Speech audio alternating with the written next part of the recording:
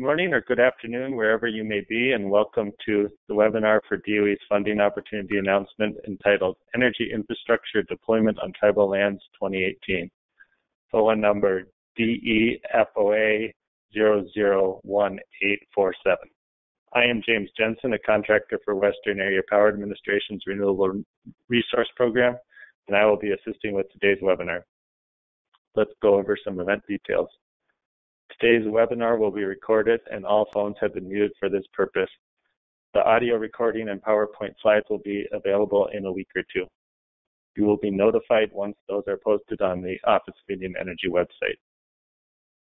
Be aware that questions will not be entertained during this webinar. As this is a competitive opportunity, all questions need to be submitted in writing. So please submit your questions via email directly to the following email address: tribalgrants@hq.doe.gov, and that email address is located in the lower right corner of the screen and also will be shared multiple times throughout the presentation. We will try to keep this webinar to no more than 2 hours. Our speaker today is Tweety Doe, who will be briefing you on the funding opportunity announcement. Tweety is a project officer for DOE's Office of Indian Energy.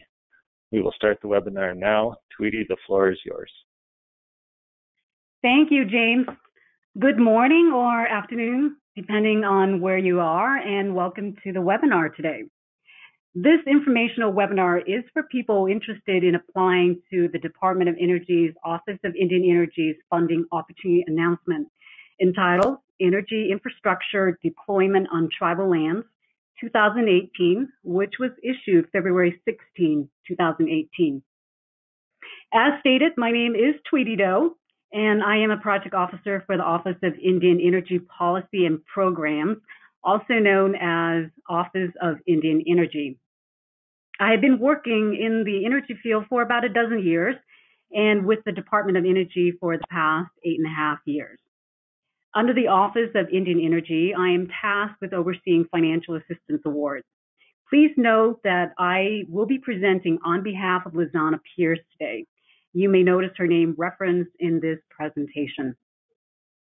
The intent of this webinar is to cover the basic aspects of the funding opportunity announcement, otherwise known as FOA, and highlight essential details about the application process, including the types of applications sought, who is eligible to apply, cost share, and other requirements. What the application needs to contain, how to ask questions, and how applications will be reviewed and selected for funding. Before we begin, I'd like to draw your attention to the email address on the lower right-hand side of this cover page. This is the official mailbox to direct all of your questions to during the entire FOA process. Please do not contact DOE or DOE laboratory staff or contractors directly with any questions, including me or Lizana Pierce, as all questions must be in writing. The reason for only accepting questions in writing is to ensure you receive a formal response and so that everyone has the benefit of that same response. Because if you have a question, other potential applicants will likely have similar questions. As we will not have a question and answer session as part of this webinar, please capture your questions as they come up and send them via email to tribalgrants@hq.doe.gov. In the subject line of your email, please include the FOA number DE-FOA-0001847. Unless a similar question has been asked, responses to questions received at this mailbox will be posted to the Frequently Asked Questions webpage for this FOA on the EERE Exchange website. Response to your questions will typically be posted within 3 business days after receipt. Before submitting a question, please check the FAQ webpage on the EERE Exchange website to see if a similar question has already been answered. In submitting a question, please be careful not to include any language that might be business sensitive, proprietary or confidential. Your participation in this webinar is completely voluntary. There are no particular advantages or disadvantages to the application evaluation process with respect to your participation in the webinar today. These slides and an audio recording of this webinar will be posted in the next week or so. As a registrant of the webinar, you will be notified when this material is available on the Office of Indian Energy's website. You may want to download the FOA document now for reference, as I will be referencing specific pages during the webinar. So let's get started. Next slide, please. Before we discuss the funding opportunity announcement itself, I want to talk to you through the ERE Exchange site and where you can find the FOA document itself. Application forms and frequently asked questions. The EERE Exchange website is at eere-exchange.energy.gov. Once on that page, scroll down the list until you locate this FOA number, which is again DE-FOA-0001847. Clicking the FOA number in the FOA list will take you to the section of the web page specific to this FOA as shown on the slide. As you can see in this slide of the EERE Exchange website, the section specific to this FOA includes a brief summary and other key information. The direct link to this FOA summary is at the bottom of this slide. My apologies for the legibility of this slide. The screenshot will be expanded on the next few slides. Next slide, please. As you can see from this screenshot, the ERE Exchange summary for this FOA includes the FOA document itself, required application documents, contact information for submitting questions regarding this FOA and for EERE Exchange support, a link to the frequently asked questions webpage, and the submission deadline of April 19, 2018 at 5 p.m. Eastern Time. Remember, this is Eastern Time, so please plan accordingly and adjust for whichever time zone you are located. If the application documents are not shown, you'll need to click on the View Required Application Documents link under Required Application Documents. Once the View Required Application Documents link is clicked, a list of required application documents will be revealed, which I'll show you on the next slide. Next slide, please.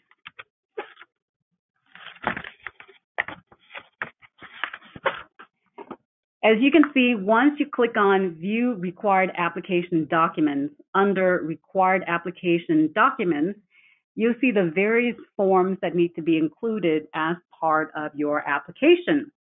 Note that these are not the entirety of forms and documents that compose a complete application.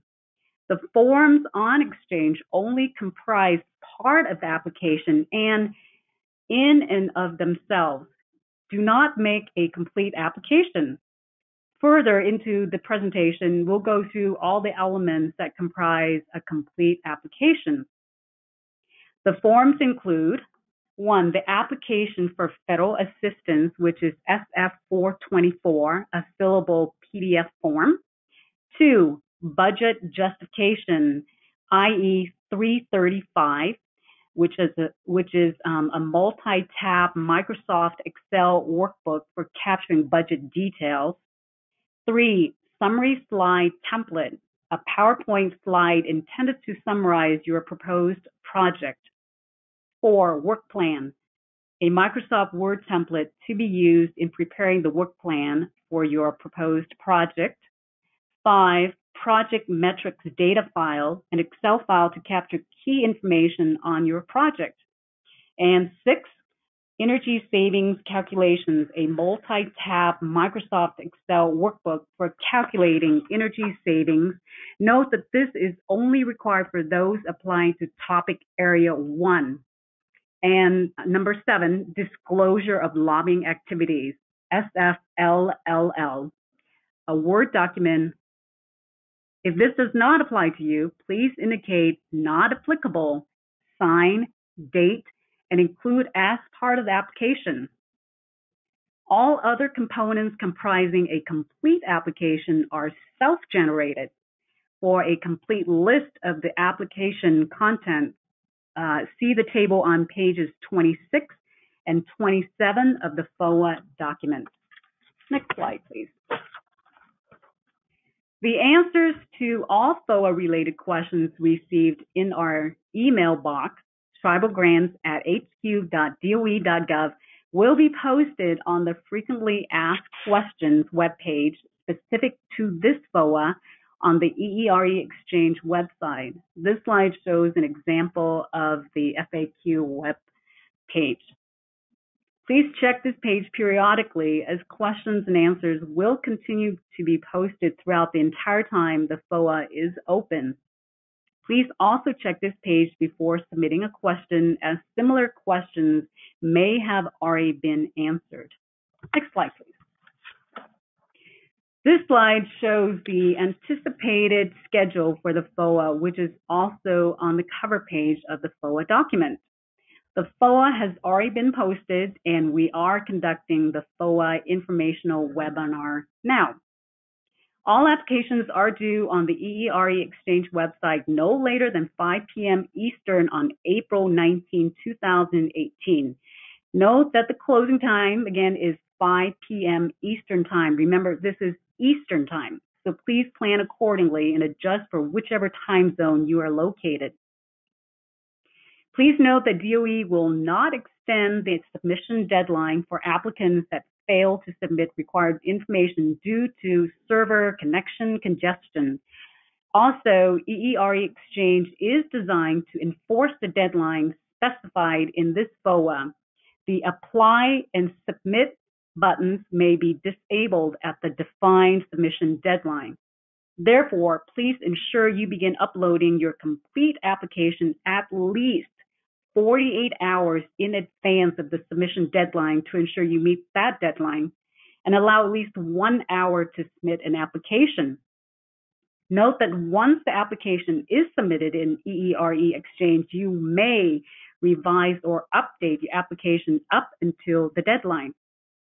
DOE anticipates notifying applicants selected for negotiation of awards this summer and making awards approximately 90 days after receipt of any requested supplemental information.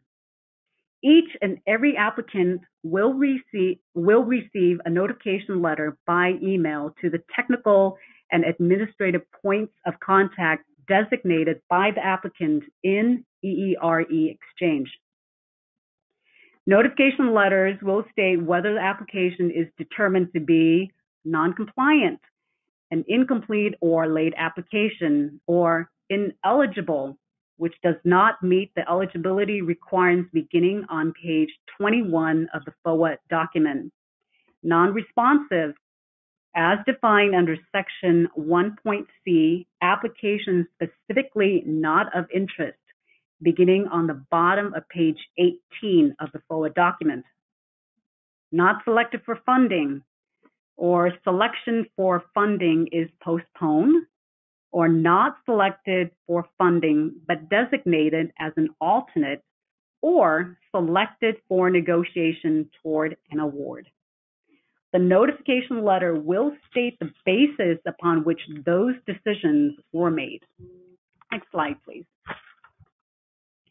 To apply to this FOA, applicants must register with and submit applications through EERE Exchange at the URL shown here. As previously discussed, frequently asked questions, or FAQs, for this FOA can be found on the FAQ page specific to this FOA. Please also consider registering in grants.gov at www.grants.gov so that you'll receive automatic updates when amendments to this FOA are posted, if any, Note that applications will only be accepted through EERE Exchange and not through grants.gov. Next slide, please. The EERE Exchange registration does not have a delay. However, the remaining registration requirements could take several weeks to process and are necessary for a potential applicant to receive an award under this FOA. Although not required in order to submit an application through the EERE Exchange site, all potential applicants lacking a DUNS number or not yet registered in SAM or FedConnect should complete those registrations as soon as possible. Please see Part 6.B of the FOA beginning on page 63 of the FOA document for information on how to register in the above systems. It is really important that you register in these other systems as soon as possible, as an award cannot be made without those registrations. In fact, we recently had a situation where we were unable to make an award because the SAMS registration had not been completed and the fiscal year end was looming. Thankfully, that registration was completed just in time for an award to be made before the fiscal year end. Next slide, please. All applicants are strongly encouraged to carefully read the funding opportunity announcement, DE FOA 0001847, adhere to the stated submission requirements. This presentation summarizes the contents of the FOA. However, if there are any inconsistencies between the FOA and this presentation or statements from DOE or other personnel, the FOA is the controlling document and applicants should rely solely on the FOA language or seek clarification from DOE. If you believe there is an inconsistency, please contact us by sending an email to tribalgrants@hq.doe.gov. Next slide, please. The agenda for this webinar is as shown.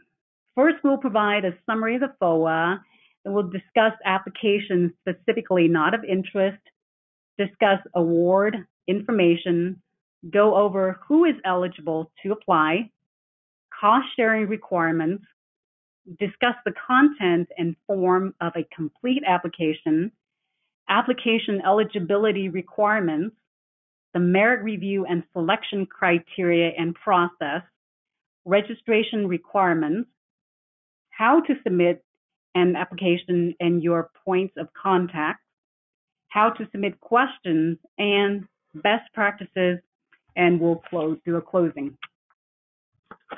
Next slide, please.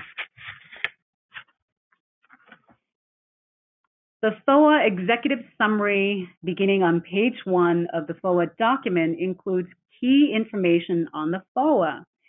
This information is summarized on this and the next 2 slides.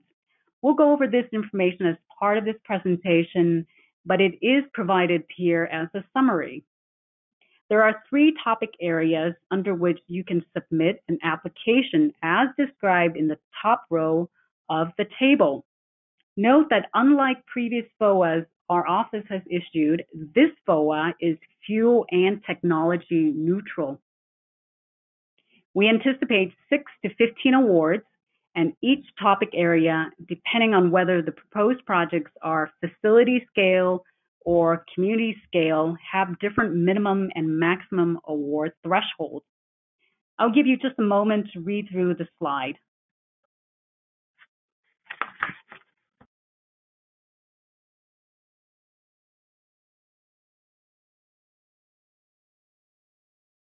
Next slide, please. Continue on this slide, and the next is additional key information relative to this funding opportunity announcement. Awards under this FOA will be grants with the period performance of each award agreement to be 1 to 2 years, but no longer than 3, including the mandatory 12-month verification period. We will go over the eligible applicant requirements in detail on subsequent slides, so I'll forego an explanation now. Please note, however, that DOE will not make eligibility determinations for potential applicants prior to the date on which application to this FOA must be submitted. You may ask clarifying questions relative to the FOA, but DOE will not determine whether an applicant or a specific project is eligible during the application preparation stage of the process. Next slide, please. Note that per statute, there is a 50% cost share requirement, meaning 50% of the total allowable cost of the project must be provided as cost share. The total cost of the project is the sum of the DOE share and the recipient share of allowable costs. For instance, if a proposed project is estimated to cost a total of $500,000, the required cost share would be $250,000, or 50% of the total project cost of $500,000.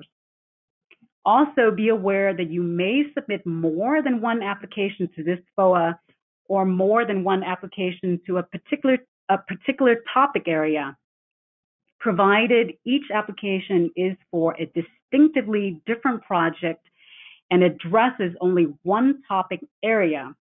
Each application must have a distinct title, unique control number, as assigned by EERE Exchange during the registration process, and be readily distinguishable. Next slide, please.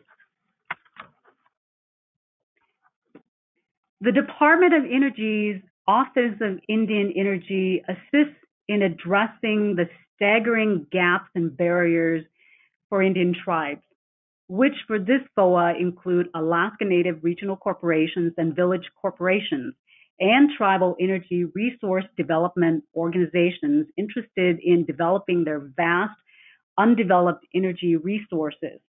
Specifically, the office is charged with 1, promoting Indian tribal energy development efficiency and use, 2, reducing or stabilizing energy costs, 3, enhancing and strengthening Indian tribal energy and economic infrastructure relating to natural resource development and electrification, and 4, bringing electrical power and service to Indian land and the homes of tribal members located on Indian lands or acquired, constructed, or improved, in whole or in part, with federal funds.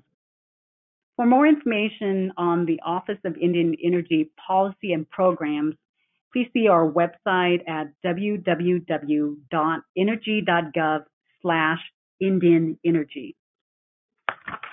Next slide, please.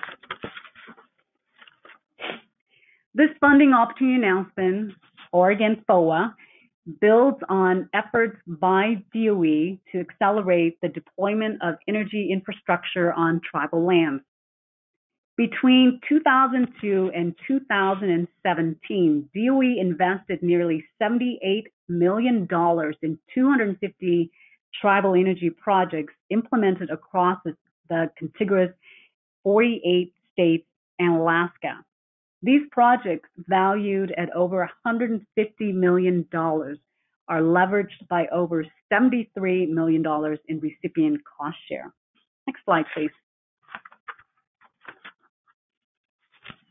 Specifically, under this FOA, DOE's Office of Indian Energy is soliciting applications to 1, install energy efficiency measures and or energy generating systems for tribal buildings, topic area 1, or 2, deploy community scale energy generating systems on tribal lands, topic area 2, or 3, install energy systems for autonomous operation, topic area 3.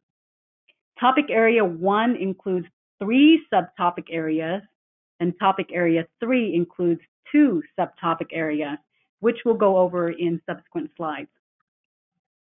As indicated previously, this FOA is different than previous FOAs issued by our office in that it is fuel and technology neutral. As such, in addition to building and industrial process efficiencies, DOE is seeking applications for energy generating systems, which under this FOA include combined heat and power systems, conventional distributed generation systems, and renewable energy systems.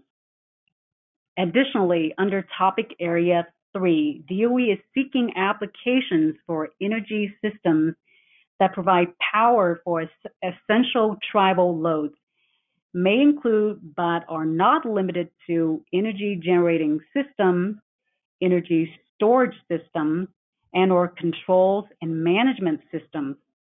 See Appendix A for definitions. Also, per statute, only one Indian tribe, which for purposes of this FOA include Alaska Native Regional Corporations and Village Corporations, and 2, Tribal Energy Resource Development Organizations, are eligible to apply under this FOA. However, in future slides, we will address who and how different entities might be able to submit an application on behalf of an Indian tribe or tribes. Next slide, please. Under topic area 1, energy efficiency measures and or energy generating systems for tribal buildings, DOE is soliciting applications for the deployment of the following energy efficiency measures and clean energy systems on tribal buildings. Specifically, under topic area 1A, deep energy retrofits. Under topic area 1B, energy generating systems, and under topic area 1C, the combination of energy efficiency measures and energy generating systems. Energy efficiency measures for purposes of this FOA can be for the implementation of either 1, building efficiencies, or 2, industrial process efficiencies. Building efficiencies may include such measures as building envelope improvements, the installation of energy efficient equipment, high efficiency lighting, efficient appliances, air sealing, high R value insulation, high efficiency windows, efficient heating systems, and ground or air source heat pumps. Whereas industrial process efficiencies may include such measures as insulating piping, the installation of higher efficiency equipment, minimizing air leaks, and adding or optimizing controls. See the full definitions in Appendix A of the FOA document. Note that for purposes of this FOA, energy efficiency is not the same as energy conservation, which is not eligible under this FOA. Specifically, energy conservation for purposes of this FOA means decreasing energy consumption by using less of an energy service or going without an energy service to save energy. Energy conservation typically involves a behavioral change and may include meters or other indicators to induce that behavioral change. If energy conservation is proposed in response to topic area 1A, the application will be deemed non-responsive and will not be reviewed or considered. For topic area 1B and 1C, energy generating systems include 1, combined heat and power systems, 2, conventional distributed generation systems, and 3, renewable energy systems. Note that combined heat and power systems for purposes of this FOA may be fueled by any fuel source. Conventional distributed generation systems would consist of combustion engines or combustion or steam turbines, and renewable energy systems for purposes of this FOA can include systems for electric power generation and or heating or cooling systems. Please see the full definitions under Appendix A of the FOA document. All proposed installations must be for either 1, existing tribally owned or controlled buildings, or 2, tribally owned or controlled buildings that are currently being constructed or planned to be constructed during the proposed grant period. Tribal buildings may include, but are not limited to, tribal member homes, schools, community buildings, clinics, hospitals, tribal government buildings, fire stations, police stations, radio stations, washatarias, utility facilities such as water, wastewater systems, tribal casinos, or tribal businesses.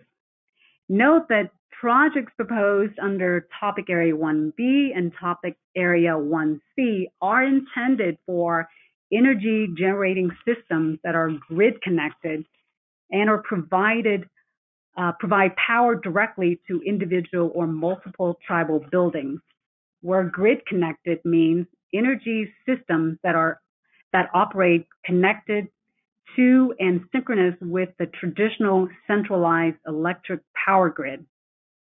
To be eligible, applications under any of the topic areas must: 1, provide an options analysis to demonstrate that the other options were considered and that the proposed retrofits best meets the overall tribal objectives, and 2, use commercially proven warranty technology. See the definition of commercially proven and warranted under Appendix A of the FOA document.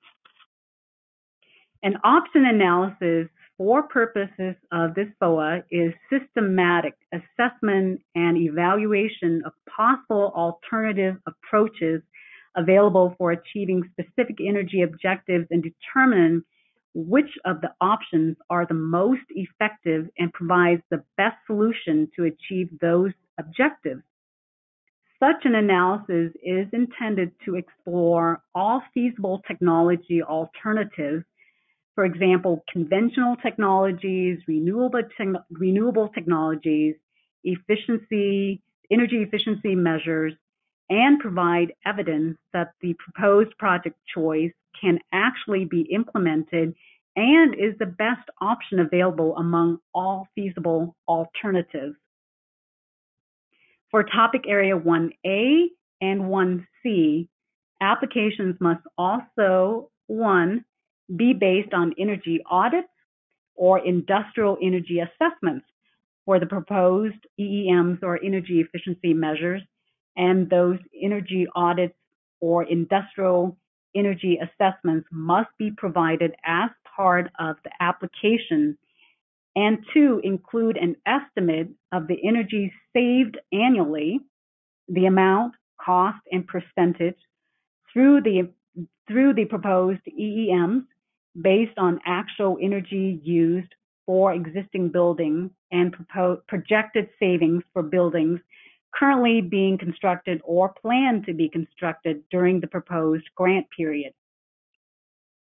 For applications submitted under Topic Area 1B and 1C, they must also: 1, be based on a feasibility study that demonstrates the availability of the resource and the viability of the proposed energy generating systems, and the feasibility study must be provided as part of the application, and 2, include an estimate of the energy displaced annually, amount, cost, and percentage through the proposed energy generating systems based on actual energy used for existing buildings and projected savings for buildings currently being constructed or planned to be constructed during the proposed grant period. Next slide, please. Under Topic Area 2, DOE is seeking applications for the deployment of community-scale energy-generating systems on tribal lands to provide electricity and/or heating or cooling to a substantial number of buildings or to an entire tribal community. For purposes of this topic area, a community scale project means a project serving a substantial number of the total buildings within a community and or providing a substantial percentage of the total community energy load. Projects proposed under topic area 2 are intended solely for energy generating systems that are grid connected, where grid connected means energy systems that operate connected to and synchronous with the traditional centralized electric power grid. To be eligible under topic area 2, applications must, 1, provide an options analysis to demonstrate that other options were considered and that the proposed energy generating systems best meets the overall tribal objectives. 2, be based on a feasibility study that demonstrates the availability of the resource and the viability of the proposed energy generating systems, and the feasibility study must be provided as part of the application. 3, include an estimate of the energy generated annually, amount, cost, and percentage. Be a minimum of 100 kilowatt rated capacity, or for heating or cooling, the BTU equivalent. After a substantial number of buildings, affect a substantial number of buildings within a tribal community, no less than 3 buildings, and use commercially proven warranty technology. Please see the definition of commercially proven and warranted under Appendix A. Note that as part of the technical volume, an explanation and rationale as to how the proposed project meets the community scale requirement, specifically addressing the substantial element, is required. See section 4.C.4. Next slide, please. Under topic area 3, DOE is soliciting applications to install energy systems for autonomous operation to power. 1, a single or multiple essential tribal loads during emergency situations, topic area 3A, or to power a substantial number of essential tribal loads for tribal community resilience, topic area 3B. Projects proposed under topic area 3 are intended to be for either 1, energy systems that are normally grid connected but can disconnect and function autonomously, or 2, energy systems that normally operate independent of the traditional centralized electric power grid. Eligible energy systems under topic area 3 must, as a minimum, provide power for essential tribal loads and may include, but are not limited to, energy generating systems, energy storage systems, and or controls and management systems. Where energy generating systems include 1, combined heat and power systems, 2, conventional distributed generation systems, and 3, renewable energy systems. 2, energy storage systems include but are not limited to batteries, pumped hydropower, flywheels, compressed air energy storage, or thermal energy storage systems. 3, controls and management systems include but are not limited to supervisory control and data acquisition systems, power and frequency controllers, voltage regulators, power protection systems. Please see the full definitions under Appendix A of the FOA document. Essential tribal loads for purposes of this FOA are those power loads necessary for providing essential services where essential services means services that, if interrupted, would endanger the life, health, personal safety of the whole or part of the tribal community.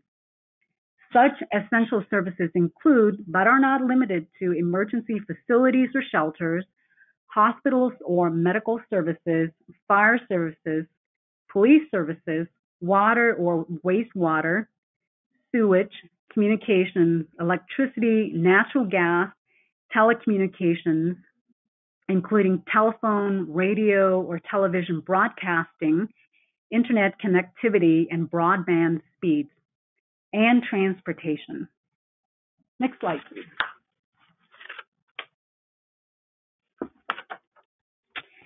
Under topic area 3A, DOE is soliciting applications to install energy systems or autonomous operation to power a single or multiple essential tribal load during emergency situations. To be eligible under topic area 3A, application must be based on an emergency plan that identifies vulnerabilities, establishes goals, identifies essential loads, and identifies and prioritizes strategies, and that plan must be provided as part of the application. 2, provide an options analysis that demonstrates that other options were considered and that the proposed energy system best meets the overall objectives. 3, demonstrate the ability of the proposed energy system to disconnect from the electric power grid and function autonomously during emergency situations. And 4, use commercially proven warranty technology. Next slide, please. Under topic area 3B, DOE is soliciting applications to install energy systems for autonomous operation to power a substantial number of essential tribal loads for tribal community resilience. Resilience for purposes of this FOA means the ability to anticipate, prepare for, and adapt to changing conditions and withstand, respond to, and recover rapidly from energy disruptions through adaptable and holistic planning and technical solutions. Additionally, the proposed energy system should increase the reliability of the existing system and make that system more robust. For purposes of this topic area, a community scale project means a project serving a substantial number of the essential tribal loads, no less than 3, within a tribal community or the entire tribal community. To be eligible under topic area 3B, applications must, 1, be based on an energy resiliency plan that identifies vulnerabilities, establishes goals, identifies essential loads, and identifies and prioritizes strategies, and that plan must be provided as part of the application. 2, provide an options analysis that demonstrates that the other options were considered and that the proposed energy system best meets the overall objectives. 3, affect a substantial number of essential loads within a tribal community, no less than 3. 4, demonstrate the ability of the proposed energy systems disconnect from the electric power grid and function autonomously. And 5, use commercially proven warranty technology. Again, please see the definition of commercially proven and warranty under Appendix A. Note that as part of the technical volume, an explanation and rationale as to how the proposed project meets the community scale requirement, specifically addressing the substantial element, will be required. See section 4.C.4. Next slide, please. The types of applications on this and the next 2 slides are specifically not of interest, and will be deemed non-responsive and will not be reviewed or considered. As the intent of this FOA is the development of energy infrastructure, activities that do not result in generation of electricity and or heating or cooling or a reduction in energy use are not eligible. Also, the construction of a building or buildings or structures such as carports are not eligible. Only the incremental costs associated with the equipment installation will be considered. I'll give you a moment just to read the slide.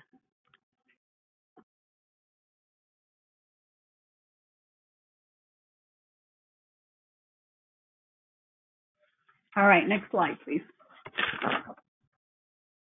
Any application where the applicant has already taken irreversible action regarding the proposed DOE-funded project are not of interest. Note that the proposed DOE-funded project consists of only the installation of energy generating systems, and or the installation and energy efficiency measures, not the construction of a building or structure such as a carport. Irreversible actions relative to the proposed DOE-funded project only may include, but are not limited to, site clearing, groundbreaking, equipment or system purchase or installation, building renovation, and building retrofits. Next slide, please. Applications proposing energy conservation are specifically not of interest. Neither are applications for commercial or utility scale projects intended solely for profit through the export of electricity off tribal lands for commercial sale, or applications proposing the use of materials, supplies, or equipment which are not commercially proven and warranted. Next slide, please.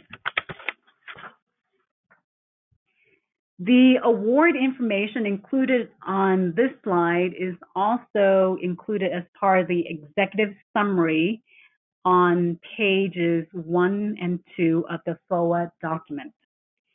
DOE expects to make approximately $5.5 million to $11.5 million in federal funding available for new awards under this FOA, subject to the availability of appropriated funds. The actual level of funding, if any, depends on congressional appropriations. DOE anticipates making approximately 6 to 15 awards under this FOA. DOE may issue awards in one, multiple, or none of the following topic areas. Please note that there are different restrictions on the minimum and maximum amount of DOE funding to be requested under each topic area. Under topic area 1, energy efficiency measures and or energy generating systems for tribal buildings, DOE anticipates making 2 to 5 awards, with DOE funding per individual award varying from no less than $50,000 to a maximum of $500,000. Under topic area 2, which is community scale energy generating systems deployment, DOE anticipates making 2 to 5 awards, with DOE funding per individual award varying from no less than $250,000 to a maximum of $1 million.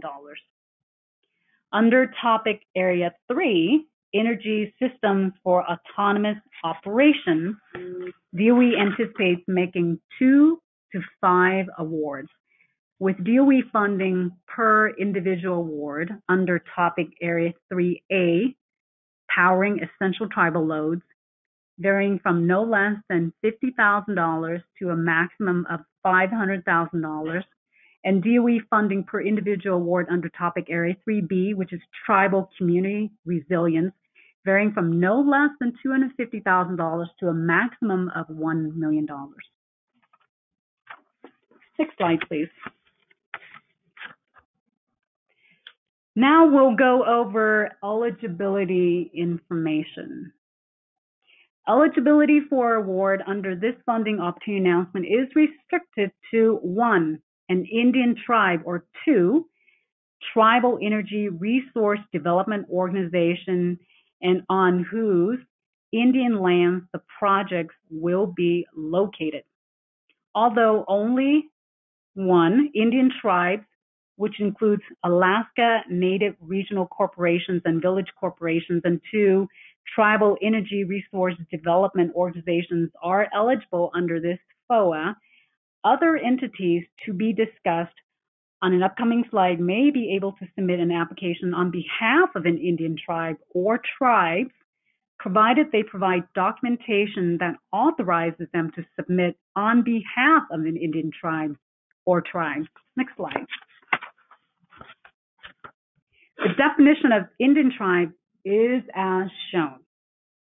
I'll give you a moment to read through the definition. Note that an Indian tribe for purposes of this FOA includes Alaska Native Regional Corporations and Village Corporations as defined here.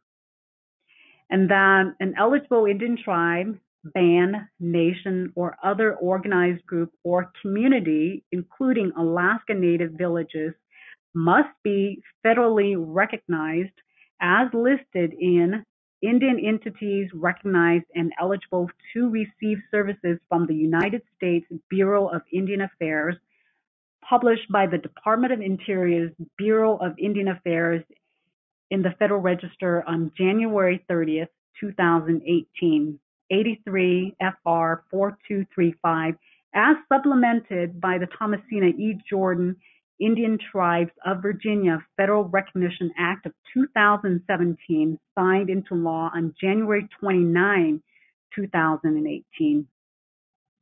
Or otherwise, the 573 federally recognized Indian tribes eligible under this FOA include the 567 Indian tribes and Alaska Native villages recognized and eligible to receive services per the BIA list published on January 30th, 2018, plus the 6 Virginia Indian tribes recognized by statute on January 29, 2018.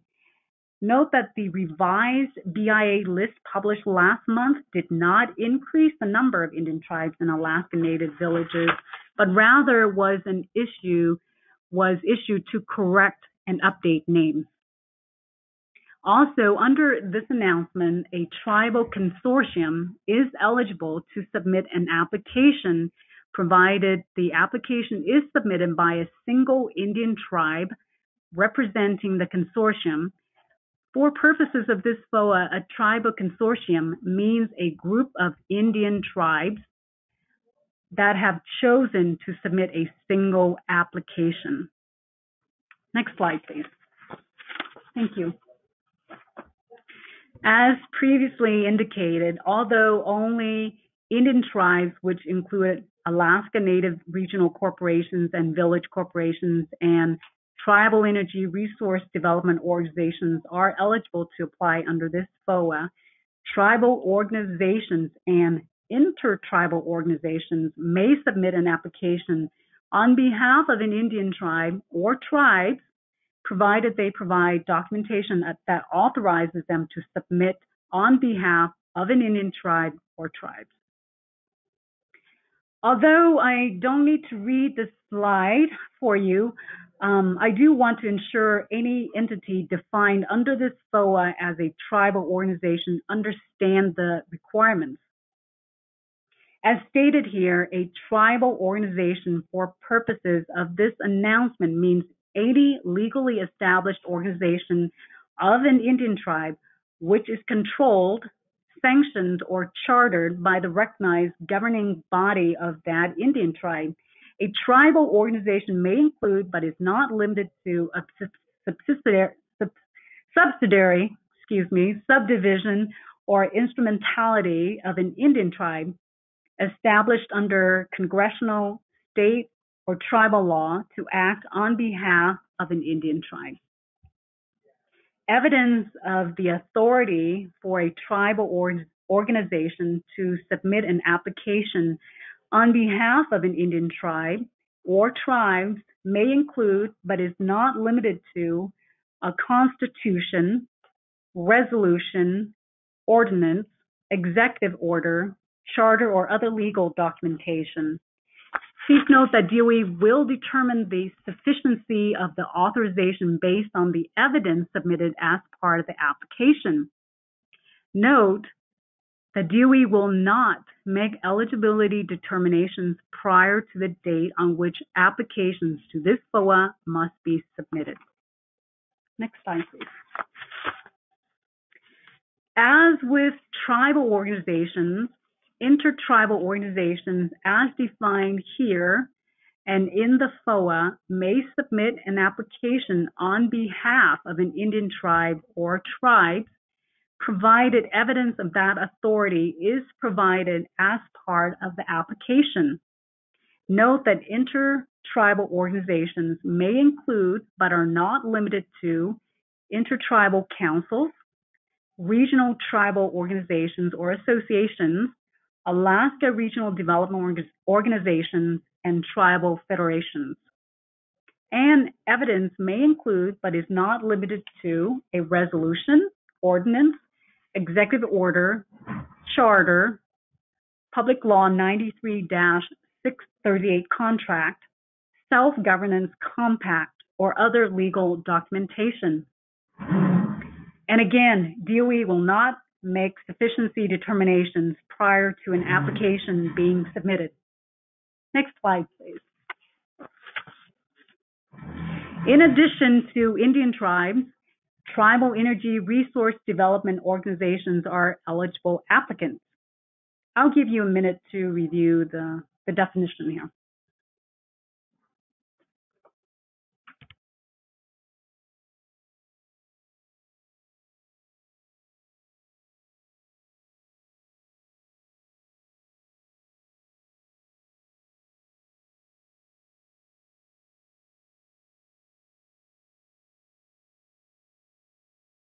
Projects must also be on Indian lands to be eligible. Please see page 23 or Appendix A for a complete definition. Next slide. To be eligible, proposed projects must also be on tribal lands as defined here. Specifically, tribal lands for purposes of this FOA include Indian land. We'll go over that in more detail on the next slide. Lands held in fee simple, purchased or owned by an Indian tribe, tribal energy resource development organization, or other eligible applicant.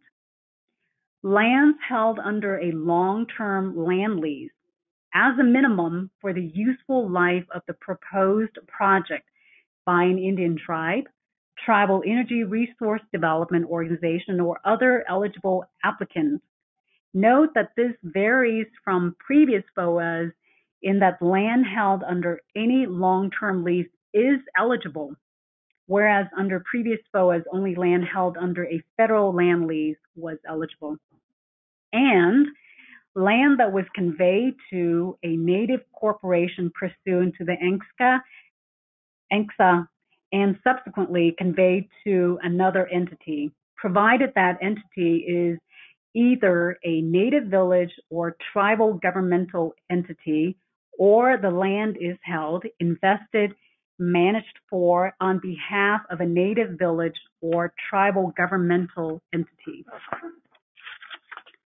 Note that the statement of commitment required as part of the application will need to include a description of land proposed for the project, indicating whether the land is held in trust, held in fee simple, owned, under a land lease, or conveyed through ENCSA, or subsequently conveyed, and by whom, and for leases from whom. For purposes of this FOA, tribal land is as defined here and on page 23 of the FOA document. Next slide, please. And for purposes of this FOA, Indian land and Indian reservation are defined as shown on this slide and on pages 23 and 24 of the FOA document. I'll give you a moment to read those definitions.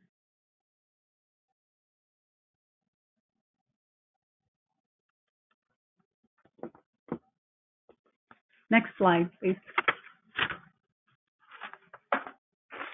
Questions regarding eligibility. DOE will not make eligibility determinations for potential applicants prior to the date on which applications to this FOA must be submitted.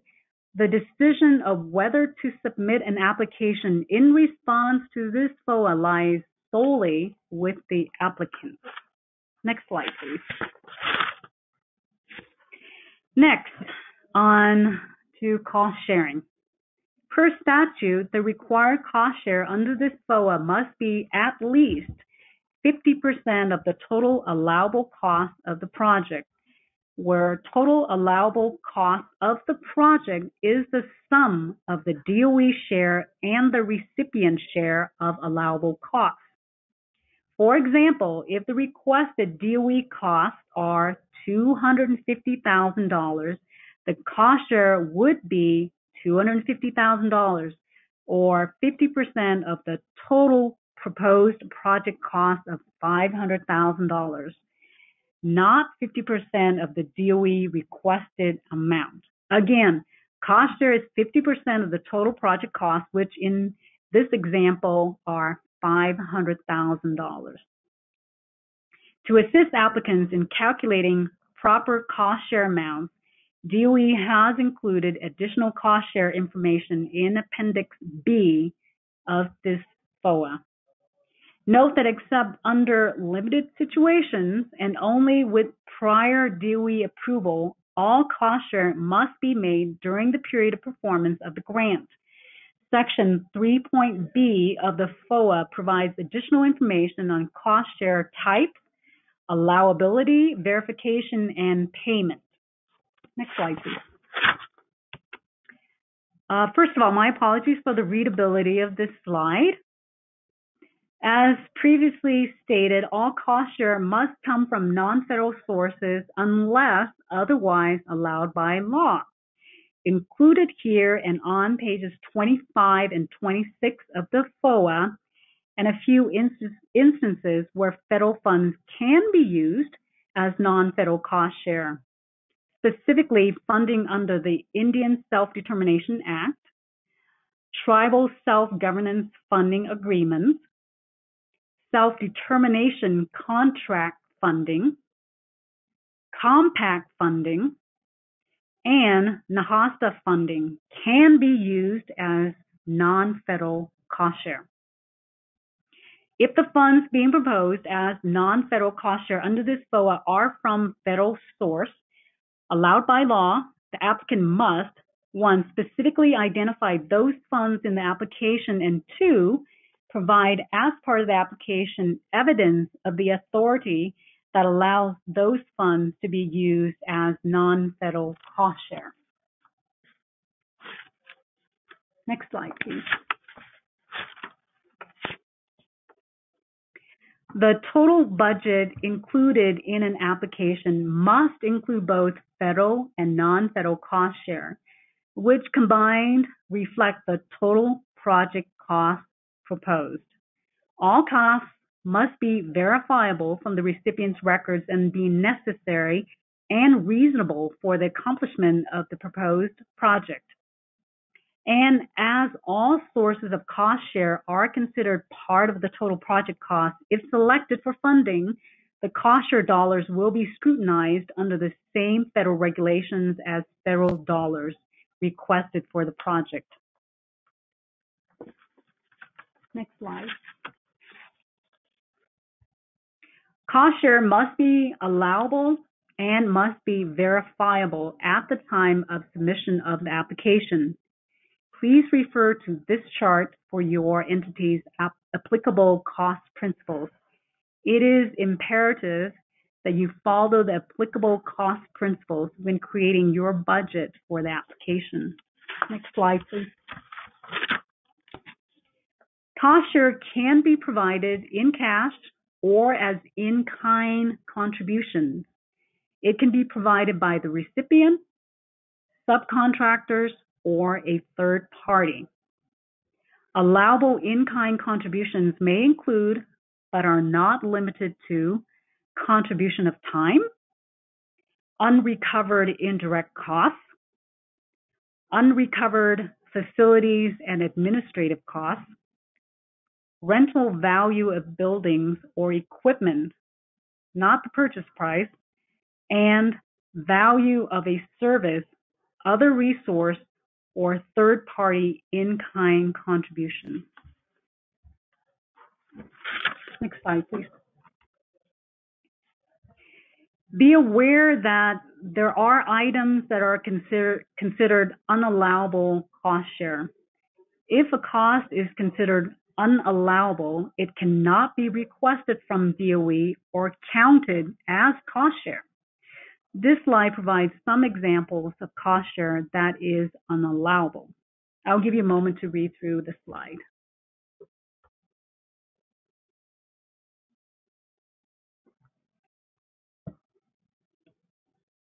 Please take note of the fourth and fifth bullet.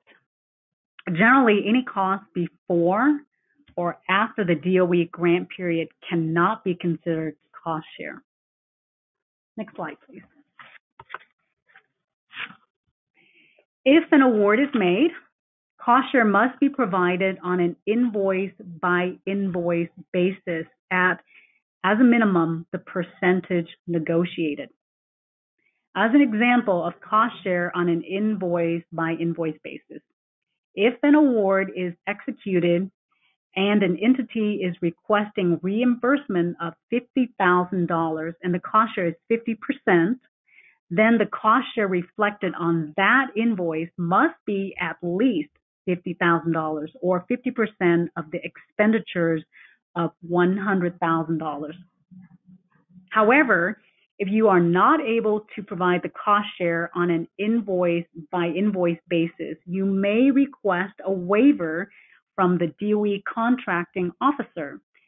Such a request would be made after notification of selection, if selected, and prior to award. Next slide, please. Next, on the content and format of an application. Applications must include, 1, an application for federal assistance, which is Form SF-424.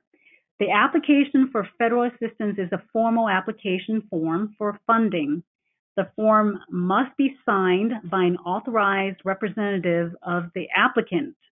By signing, the authorized representative is making certain certifications and assurances, and therefore the form must be printed, signed, and scanned before being uploaded as part of your application. Note that all forms can be obtained from the EERE Exchange webpage under the Required Application Documents. By clicking Required Application Documents, hyperlinks to the FOA form are revealed and then can be downloaded, completed, and uploaded as part of your application.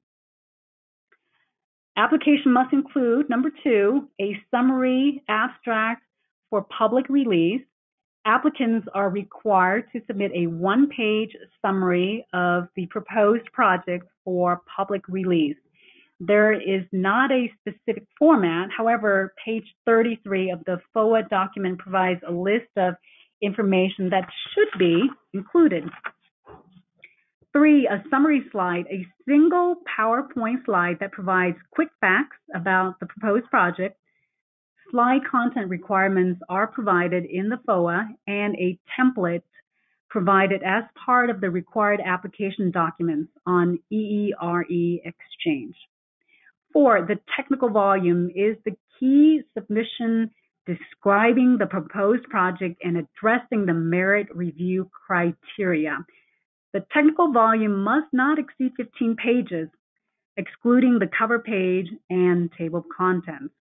As DOE will only review the first 15 pages, see the table on pages 35 through 44 of the FOA document for specific content and format of the technical volume.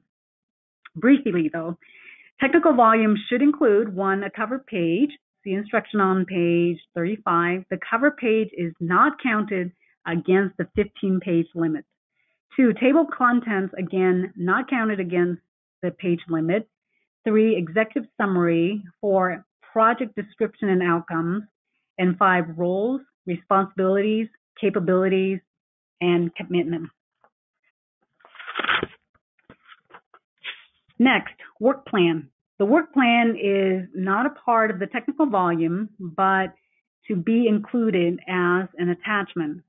The work plan should describe the work to be accomplished and how the applicant will achieve project milestones. The work plan must not exceed 5 pages, excluding the milestones table. See pages 44 and 46 of the FOA for specific content. Also, be aware that the work plan template, which includes instructions and examples, has been provided on the EERE Exchange webpage under the required application documents. Appendix C of the FOA also provides detailed instructions. We'll discuss the attachments on the next slide. Next slide, please. The table on page 31 of the FOA document provides a summary of the content for complete application. I recommend you use this table as a checklist when preparing an application. During the submittal of your application in EERE Exchange, files are denoted as required or optional. Be aware that files designated as optional on this slide and in EERE Exchange may actually be necessary to complete your application and to fully address the merit review criteria.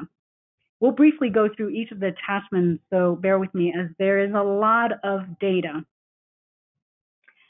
Attachments to your application may include 1, project metrics data file.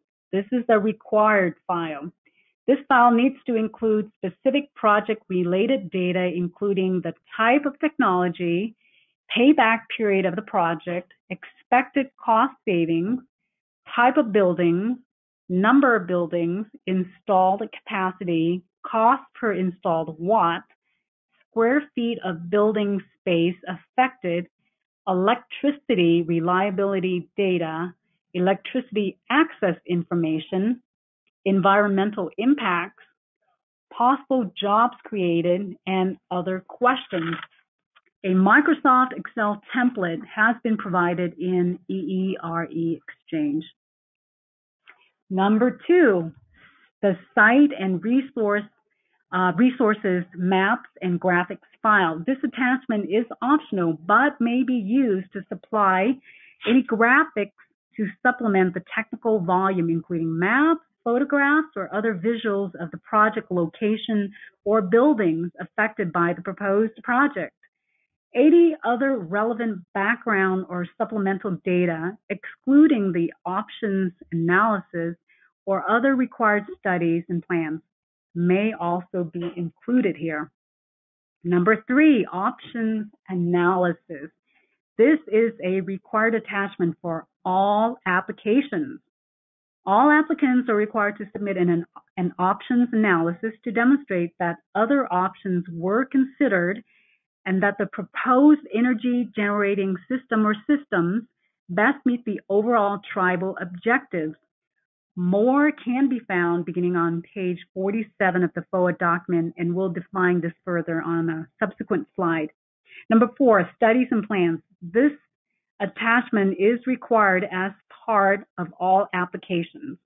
Under this attachment, include documents such as specifically required for each topic area to include energy audits and or energy assessments for topic area 1A and topic area 1C, feasibility studies for topic area 1B, topic area 1C, and topic area 2, an emergency plan for topic area 3A, and an energy resiliency plan for topic area 3B.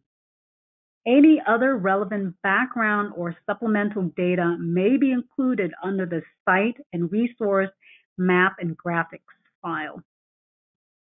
Number 5, the Design and Engineering file. This is an optional file, but may be needed to complete your application.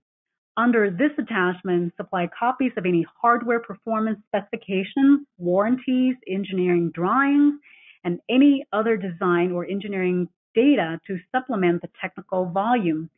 The requisite material and or equipment list for any proposed energy efficiency measures should be included here. Number 6, the economics file. Again, this is denoted as optional but may be needed to complete your application. Under this attachment, you may include supplemental data to support the economic analysis, including, as a minimum, a cash flow analysis, unless included as part of the technical volume. Number 7, the Statement of Commitment and Cost Sharing file is a required attachment. It should include a statement of commitment and cost share by the applicant and all other project participants, excluding vendors, is required as part of the application. For Indian tribes, that statement of commitment must be in the form of an executed tribal council resolution, unless an Indian tribe provides a commitment in a format other than a tribal council resolution and evidence of the statutory or other legal authority authorizing that form of commitment in lieu of a tribal council resolution accompanies that commitment. Such evidence must establish that the commitment submitted carries the same level of tribal leadership commitment as a tribal council resolution.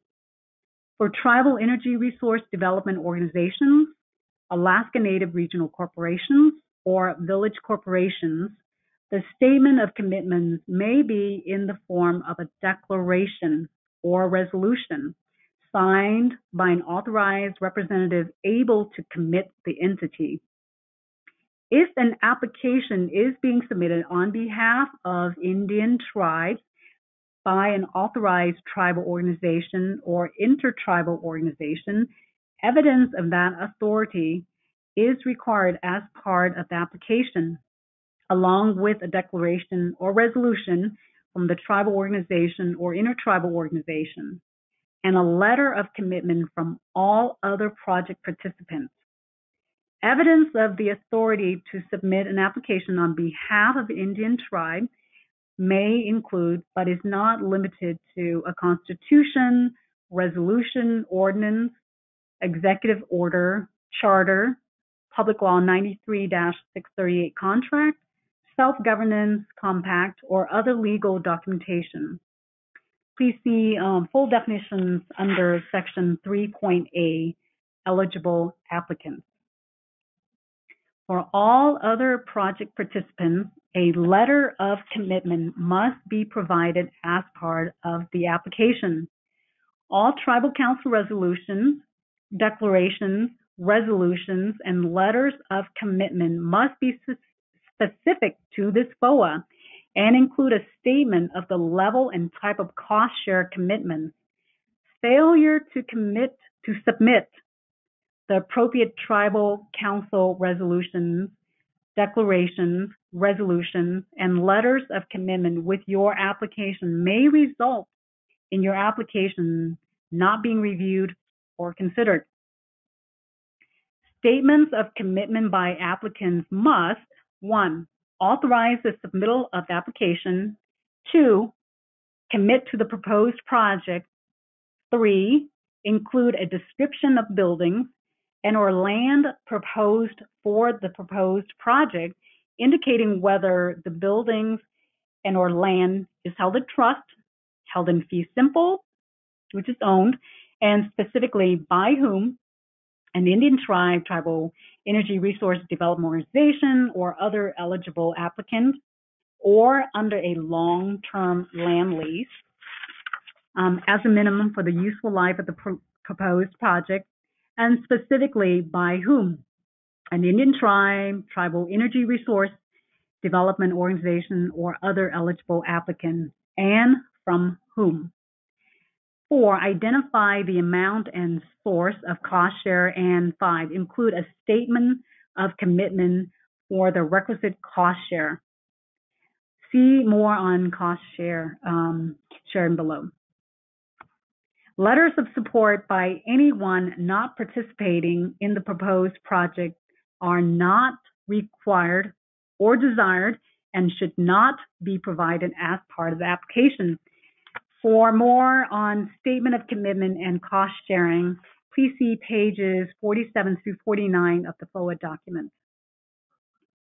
9, the subcontract plan file is only required if project participants, for example, consultants, contractors, or vendors, have not been identified. The plan should include a description of the selection process to be employed, statement of work for the proposed participants, and the criteria to be used for selection. The subcontract plan may be supplemented by excerpts of the applicant's procurement policy and procedures document. 10, the resume file is required. A resume is required for each key person proposed, including the applicant's technical contact, business contact, tribal staff, consultants, subcontractor representatives, or other key people.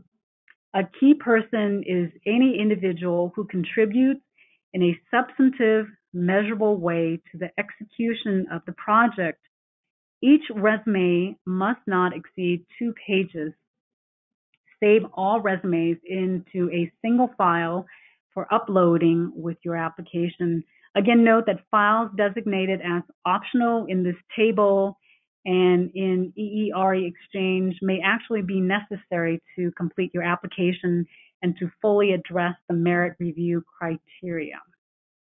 All right, moving on, number 11, which is the Budget Justification Workbook, or Form IE-335, is a required form and must include both the funds being requested from DOE as well as those proposed as cost share.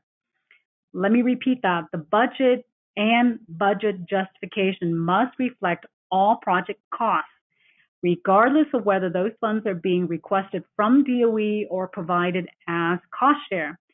The form itself is a multi-tab Microsoft Excel spreadsheet.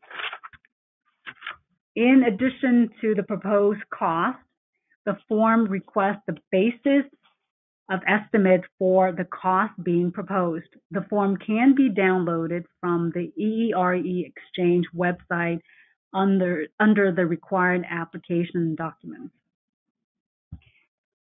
All right, number 12, applicants must provide a separate budget justification, again, Form IE-335 for each subawardee, which is the subrecipient or subcontractor, excluding vendors, that is expected to perform work estimated to be more than $250,000 or 25% of the total work effort, whichever is less.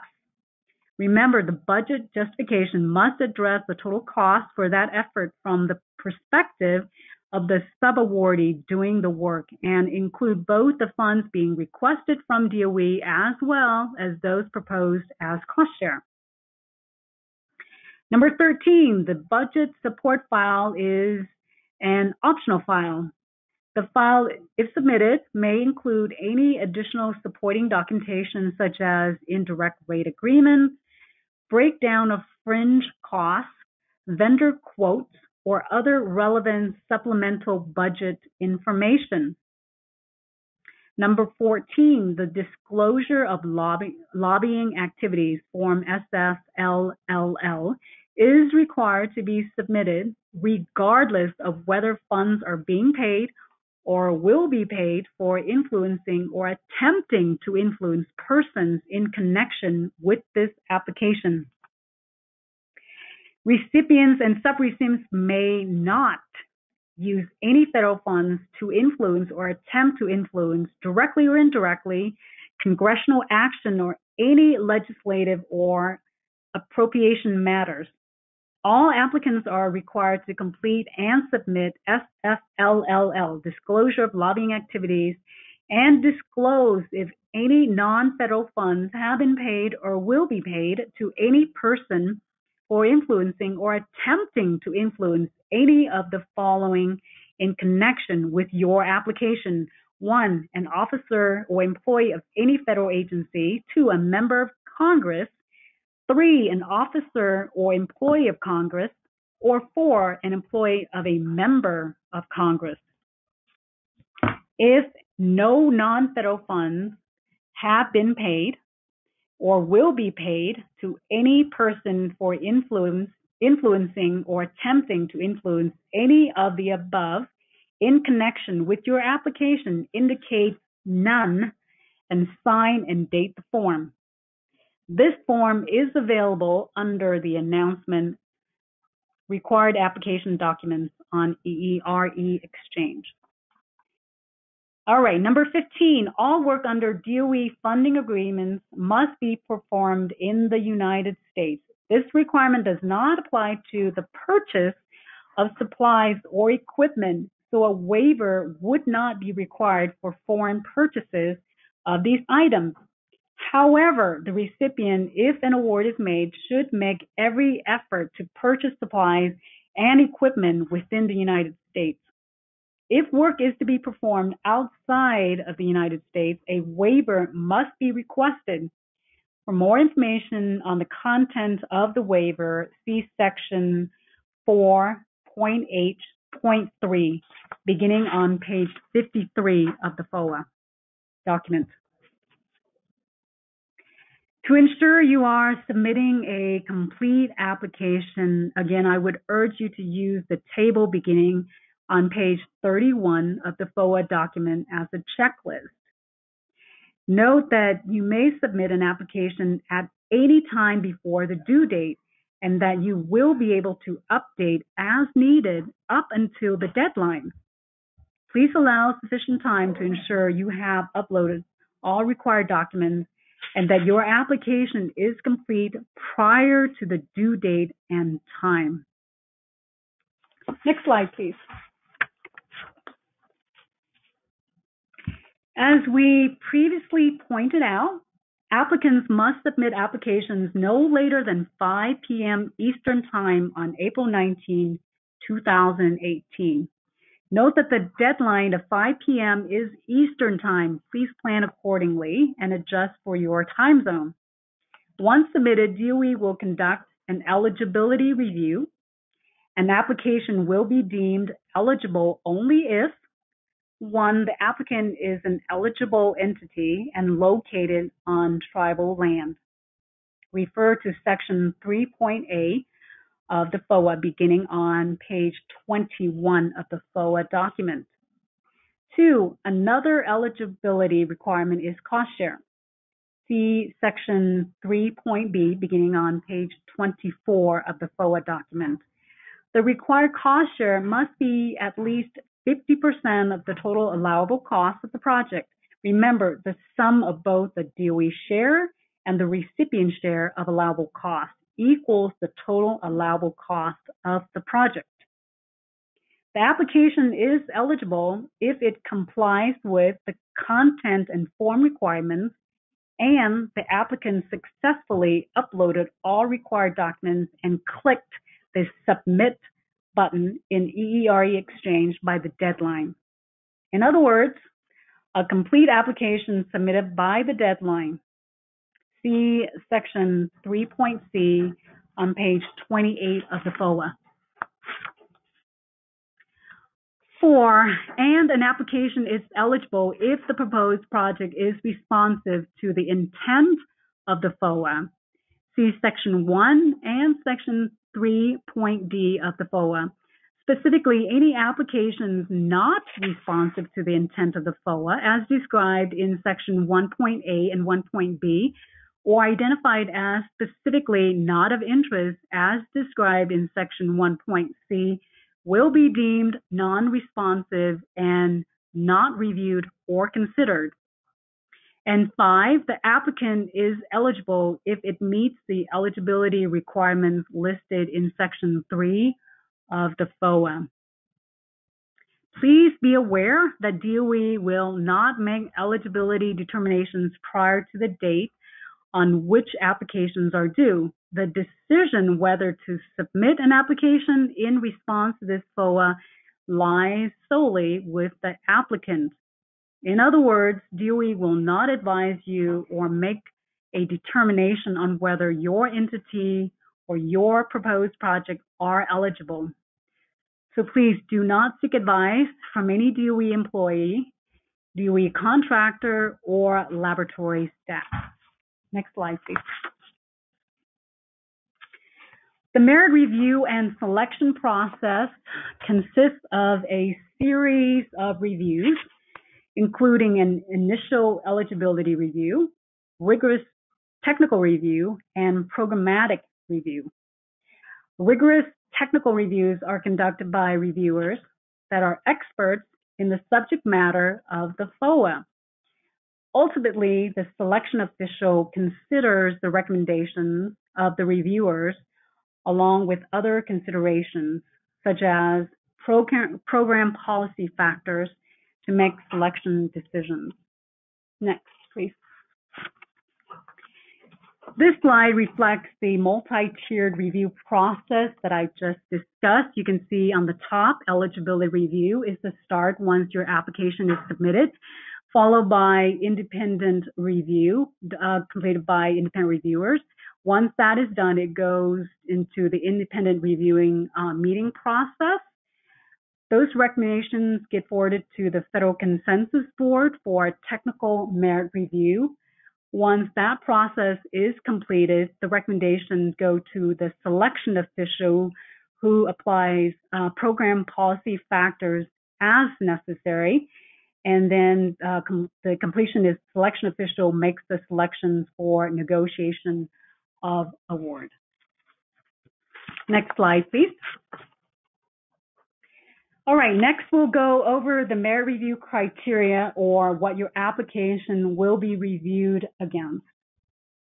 The 4 criterion are goals and objectives weighted at 10%, options analysis weighted at 10%, project description and outcomes weighted at 35%, roles, responsibilities, capabilities, and commitment weighted at 25%, and the work plan weighted at 20%.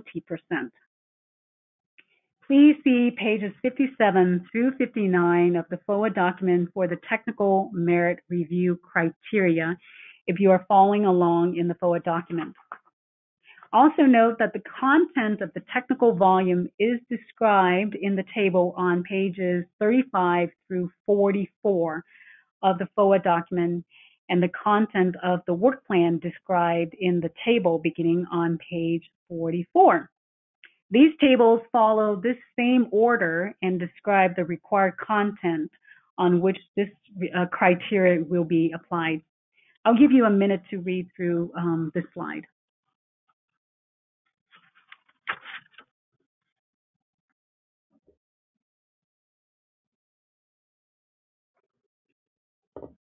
Next slide, please. Criteria 2, options analysis is weighted at 10%. The rating will be based on the credibility of the options analysis that demonstrates that other options were considered and that the proposed project best meets the overall tribal objectives.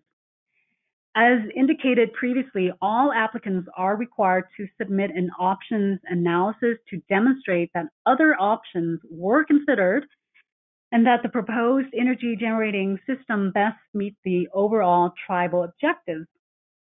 The options analysis for purposes of this FOA is a systematic assessment and evaluation of possible alternative approaches available for achieving specific energy objectives and determining which of the options are the most effective and provides the best solution to achieve those objectives. Such an analysis is intended to explore all feasible technology alternatives, for example, conventional technologies, renewable technologies, energy efficiency measures, and provide evidence that the proposed project choice can actually be implemented and is the best option available among all feasible alternatives. No specific format is prescribed for the analysis. Next slide, please.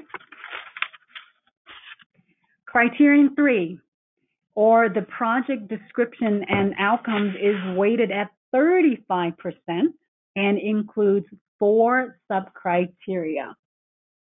1, clarity and completeness of the detailed project description, and 2, technical viability of the proposed project, 3, economic viability of the proposed project, and 4, outcomes. Note that the last 3 sub-criteria include multiple elements that criterion will be reviewed against. I'll give you a moment to read through the sub-criteria on this slide and the next.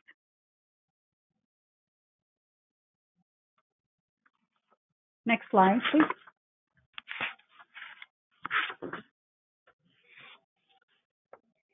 And here are the last 2 sub-criteria that comprise criterion 3. And just a moment to read through these sub-criteria.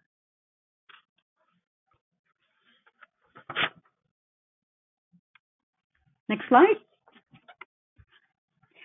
The third criterion, this is the 4th criterion, roles, responsibilities, capabilities, and commitment, is weighted at 25% and includes soundness of the project management approach, and 2, demonstrated level of commitment of the applicant and each participating organization as evidenced by past energy-related efforts and commitments to the proposed project as evidenced by letters of commitment. Again, I'll give you just a moment to read through the sub-criteria.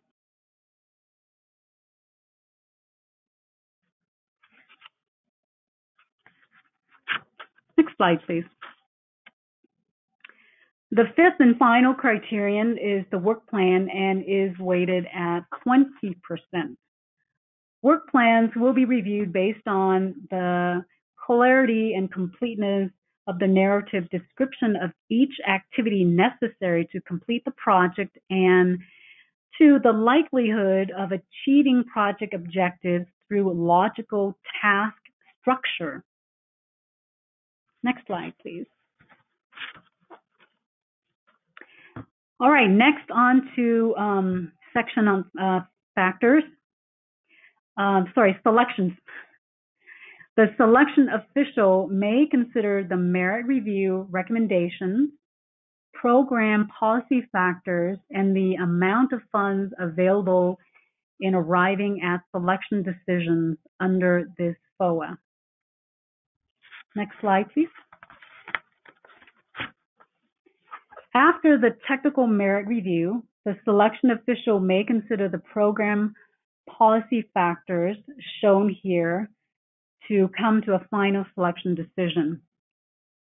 The program policy factors are included here and on pages 59 and 60 of the FOA document. I'll give you a moment to read through the program policy factors. Note that in addition to geographic and technology diversity, the selection official can consider the degree to which the proposed project optimizes the use of available DOE funding to achieve programmatic objectives and whether the proposed project serves tribal communities with high energy costs and or for topic area 3, those not connected to the traditional centralized electrical power grid. Next slide, please.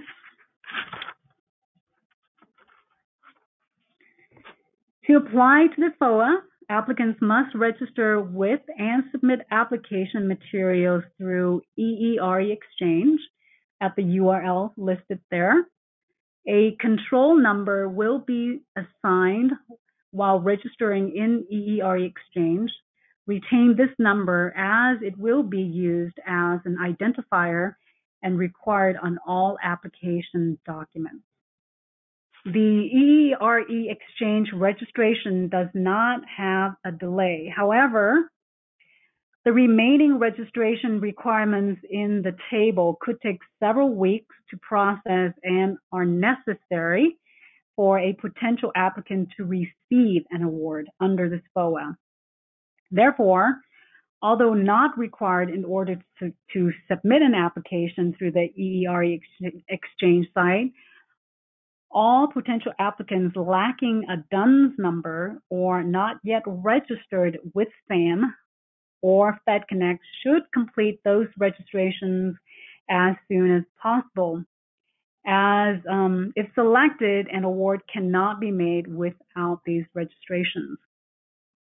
The DUNS number, obtain a Dun & Bradstreet Data Universal Numbering System number through the website link shown there. SAM, which stands for System for Award Management, registered with SAM, designating an electronic business point of contact, EBIS point of contact, and obtaining a special password called an MPIN are important steps in SAM registration. SAM registration must be updated annually. This system includes banking information that allows for the reimbursement of costs. FedConnect. Register in FedConnect to create an organization account. Your organization's SAM's MPIN obtained during the SAM registration is required to register in FedConnect. For more information about the SAM MPIN or other registration requirements, review the FedConnect Ready, Set, Go guide, which can be obtained from the FedConnect site. Note that all documents associated with any award will only be available through the FedConnect system and therefore is required if an award is to be made. Grants.gov. Registered in Grants.gov to receive automatic updates when amendments to FOA are posted. However, please note that applications will not be accepted through Grants.gov. For more on these registrations, please see pages 63 and 64 of the FOA document. Next slide, please. All required submissions must come through EERE Exchange system.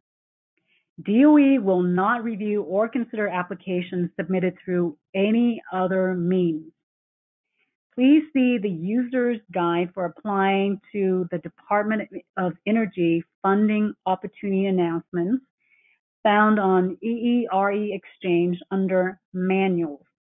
It is a step-by-step guide including screenshots on how to register and how to submit an application into EERE Exchange. Please note that for this FOA, there are no pre-application documents such as concept papers or letters of intent, nor will you be able to reply to reviewer comments, as reviewer comments will not be provided to applicants until after selections have been made. So please disregard those sections of the EERE Exchange User's Guide. Next slide, please. Next, on to key information regarding submission of an application. Check entries in the EERE exchange. Submissions could be deemed ineligible due to an incorrect entry. DOE strongly encourages applicants to submit applications 1 to 2 days prior to the deadline to allow for full upload of application documents and to avoid any potential technical glitches with EERE exchange. Make sure you push the submit button. Any changes made after you push the submit button will unsubmit your application and you will need to push the submit button again. For your records, print out the EERE exchange confirmation page at each step, which contains the application's control number. Applicants that experience issues with submission prior to the FOA deadline should contact the Exchange Help Desk for assistance. This is EERE-exchange support@hq.doe.gov. The Exchange Help Desk and/or the EERE Exchange System administrators can assist applicants in resolving issues. The Office of Indian Energy is not able to assist with technical issues associated with EERE Exchange System or the submittal of an application. Applicants that experience issues with submissions that result in late submissions should also contact the Exchange Help Desk for assistance. The Exchange Help Desk and/or the EERE Exchange System administrators may be able to assist. I also strongly encourage you to keep records and/or documentation, including screenshots, of any issues you experience in submitting your application and any efforts made to resolve those issues. Next slide, please. In addition, per page 72 of the FOA, please keep in mind the following in regard to protected personally identifiable information when submitting your application. All information provided by the applicant must, to the greatest extent possible, exclude personally identifiable information, PII. The term personally identifiable information refers to information which can be used to distinguish or trace an individual's identity, such as their name, social security number, biometric records, etc., alone or when combined with other personal or identifying information which is linked or linkable to a specific individual, such as date and place of birth, mother's maiden name, etc.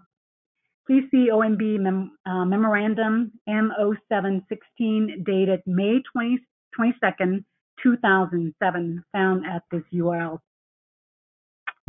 By way of example, applicants must screen resumes to ensure that they do not contain PII, such as personal addresses, phone, cell numbers, personal emails, and/or social security numbers. In short, if the PII is not essential to the application, it should not be in the application. Next slide, please. Applicants must designate primary and backup points of contact in EERE Exchange with whom DOE will communicate during the process. Remember, these are the contacts that will be used to notify applicants of whether their applications was deemed non-responsive, non-compliant, unsuccessful, or selected for negotiation of an award. It is imperative that the applicant or selectee be responsive during award negotiations and meet negotiation deadlines. Failure to do so may result in cancellation of further award negotiations and rescission of the selection. Next slide. For questions regarding the FOA, send an email to tribalgrants@hq.doe.gov.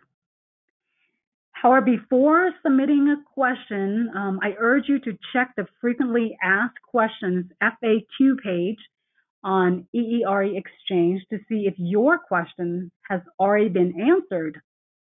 We will notify you when a response to your question is posted. Next, please. Contact EERE Exchange support at hq.eoe.gov for problems logging into EERE Exchange or uploading and submitting application documents to EERE Exchange. Specific questions regarding the FOA itself should be sent to tribalgrants@hq.doe.gov. Please include the FOA number in the subject line. In closing, a few recommendations. Please download the funding opportunity announcement and read it thoroughly so you understand all the steps and requirements for submitting an application. Do not rely solely on this webinar. If you are considering submitting an application, please register in EERE Exchange as soon as possible to obtain a control number. This control number must be included on all application documents. Check the frequently asked questions on EERE Exchange periodically for any supplemental information or amendments to the FOA. And a few final comments. Hopefully, we've answered some of your questions and provided an overview of the FOA and in the process.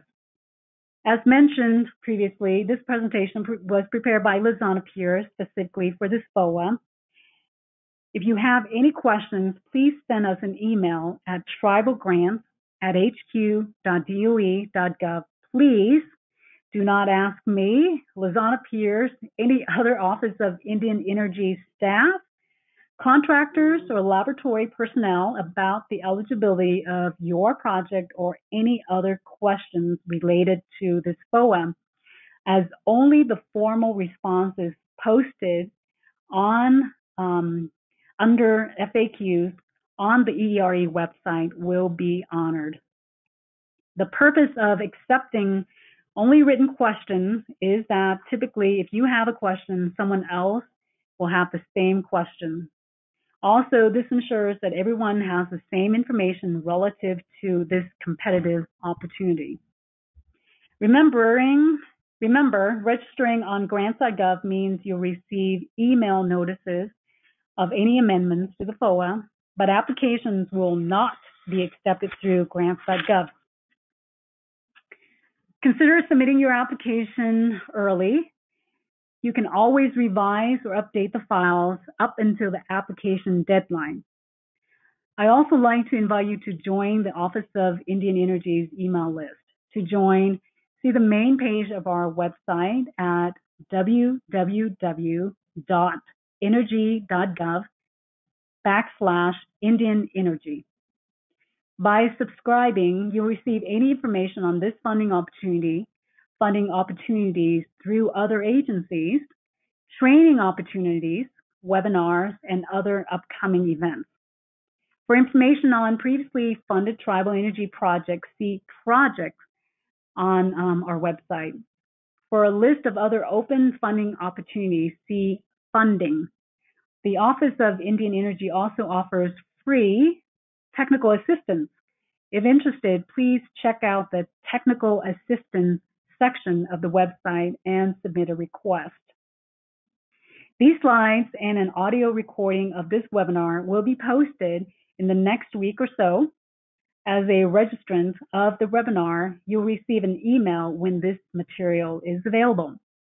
Note that if there are any inconsistencies between the funding opportunity announcement, this presentation, or statements from DOE or other personnel, the FOA document is the controlling document, and applicants should rely solely on that FOA language or seek clarification by sending your questions to tribalgrants@hq.doe.gov.